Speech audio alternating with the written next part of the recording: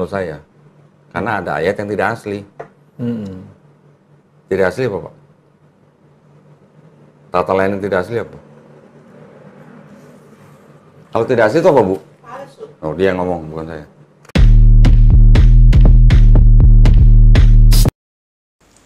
Shalom saudaraku, salam sejahtera dalam kasih Kristus. Jumpa lagi dengan saya, Didi Duli. Kita akan belajar berapologetika bersama-sama di channel ini. Sesuai janji saya, beberapa waktu yang lalu saya akan mengomentari mengenai isi percakapan antara Pak Gino, mualaf kelas berat yang mantan pendeta GBI, dan sudah S2 itu dengan Ko Donditan.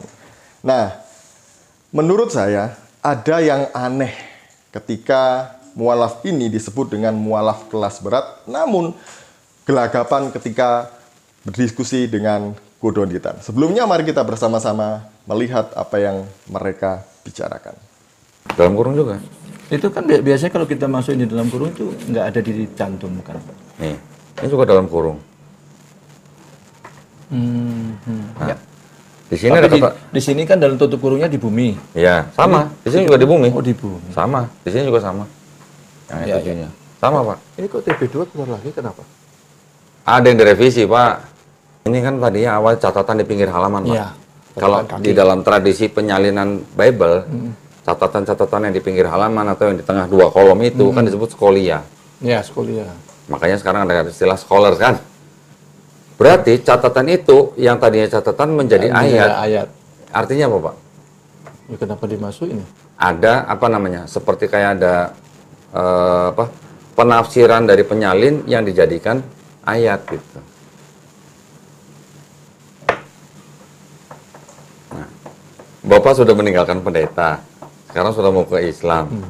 Tapi artinya dengan melihat ini, Iya. kan berarti terbukti, Pak, bahwa di dalam Salah satunya yang ya itu adalah tidak suci gitu, Pak. Kalau menurut saya, karena ada ayat yang tidak asli. Tidak asli apa, Pak? Tata layan yang tidak asli apa? Kalau tidak asli itu apa, Bu? Oh, dia yang ngomong, bukan saya. Jadi itu tadi kualitas mualaf kelas berat sesuai dengan yang Bapak Ibu saksikan tadi ya.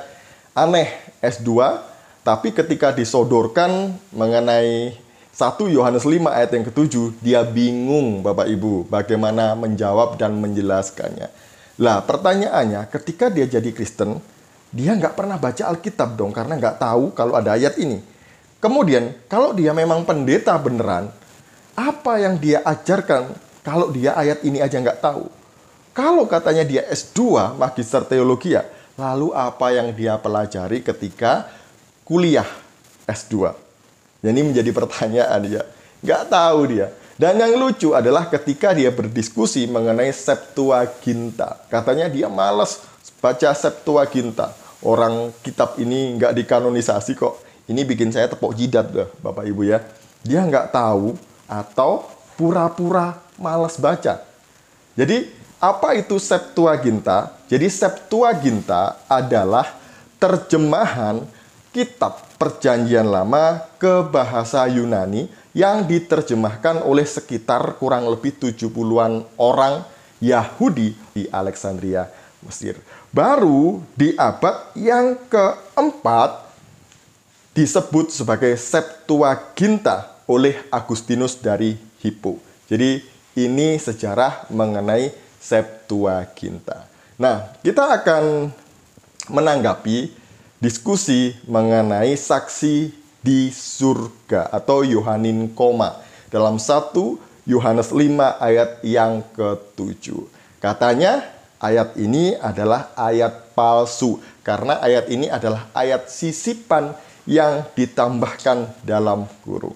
Jangan-jangan Bapak Ibu semuanya juga banyak yang tidak tahu mengenai ayat ini seperti Pak Gino yang katanya mantan pendeta dan juga S2 tadi itu.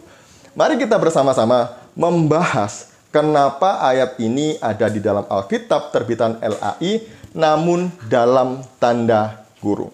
Nah, jadi sejarahnya adalah kitab ini, bukan kitab ini, ayat ini 1 Yohanes 5 ayat yang ke-7 itu memang tidak ditemukan dalam teks kuno bahasa Yunani. Namun, teks ini ada di dalam Vetus Latina atau di dalam Alkitab bahasa Latin kuno. Dan pernah dikutip langsung oleh Bapak Gereja yang bernama Cyprianus di abad kedua. Jadi tidak ada dalam teks Yunani, namun ada dalam Vetus Latina atau Alkitab bahasa Latin kuno. Pertanyaannya, kalau tidak ada dalam teks Yunani manapun, kenapa ada dalam Vetus Latina? Kenapa bapak-bapak gereja mengutipnya? Tidak hanya Cyprianus, namun ada banyak yang lain. Ada Cyrillus, kemudian ada Jerome juga menyebut ini. Pasti ada.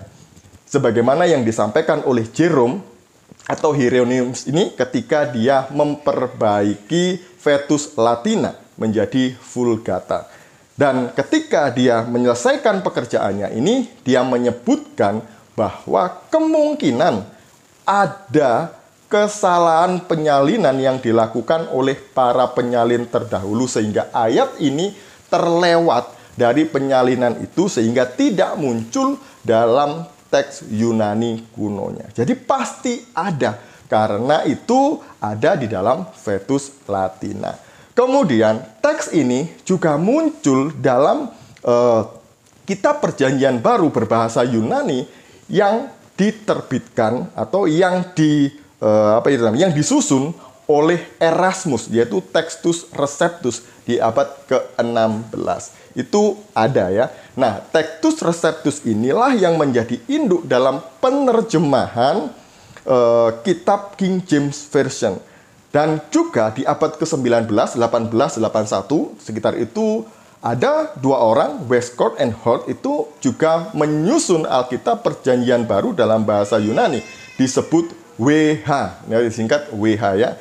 Nah, kitab kita LAI itu mengambil dari dua induk ini. Kalau WH ini dipakai untuk menerjemahkan NIV, karena itu NIV tidak ada ayat ini. Gitu ya. Nah, karena mengambil dari dua ayat ini, maka diambillah satu kesimpulan, diletakkan dalam kurung. Itu bukan berarti ayat ini sisipan atau tidak pernah ada. Tapi ada, hanya ada kesalahan penulisan atau penyalinan dalam bahasa Yunani yang dilakukan oleh penyalin-penyalin terdahulu. Jadi itu ya. Dan kemudian kalau kita melihat 1 Yohanes 5 mengenai saksi-saksi di surga ini, yaitu Bapa, Putra, dan Roh Kudus, yang kemudian dituduh ayat ini sebagai palsu sisipan itu, ini adalah ciri khas penulisan Rasul Yohanes. Kita bisa melihat di tulisan Rasul Yohanes yang lain, firman Tuhan yang diilhamkan, yang dicatat oleh Rasul Yohanes di dalam Injil Yohanes pasal yang pertama ayat 1-4 dan juga ayat 14. Di mana ayat ini tidak bertentangan sama sekali. Justru saling menguatkan satu dengan yang lainnya. Kalau ini tidak pernah ada di dalam teks bahasa Yunani, nggak mungkin. Pasti ini ada. Oleh karena itu ada dalam terjemahan bahasa Latin kuno.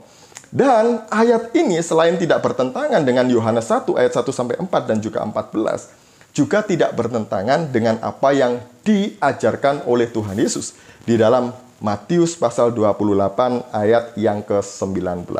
Pergilah, jadikanlah semua bangsa muridku dan baptislah mereka dalam nama Bapa dan Anak dan Roh Kudus. Jadi, apakah bertentangan? Tidak. Kalau menolak 1 Yohanes 5 ayat 7, seharusnya kalian juga menolak Matius 28 ayat 19 dan juga Yohanes 1 ayat 1-4 dan juga 14. Seharusnya ditolak. Jadi ini tidak ada yang bertentangan sama sekali dengan ayat-ayat yang lain mengenai Tritunggal. Jadi Tritunggal itu ajaran Alkitab dan itu Alkitabiah. Bapak-bapak gereja mempercayai ini. Bahkan mereka rela mati demi Allah Tritunggal. Gitu ya. Jadi doktrin primer Kristen adalah percaya Alkitab firman Allah, Yesus sebagai Tuhan dan Juru Selamat, dan percaya kepada Allah Tritunggal yang Maha Kudus. Doktrin sekunder seperti baptisan, kemudian perjamuan, cara ibadah itu adalah sekunder. Kita tidak usah perdebatkan itu. Kita boleh berbeda mengenai itu. Namun kita tidak boleh berbeda mengenai doktrin primer. keluar dari itu kita akan menjadi sesat bidat seperti yang diajarkan baru-baru ini. Sekian dari saya, semoga ini memberkati Bapak Ibu semuanya. Shalom, salam maras, Tuhan Yesus memberkati.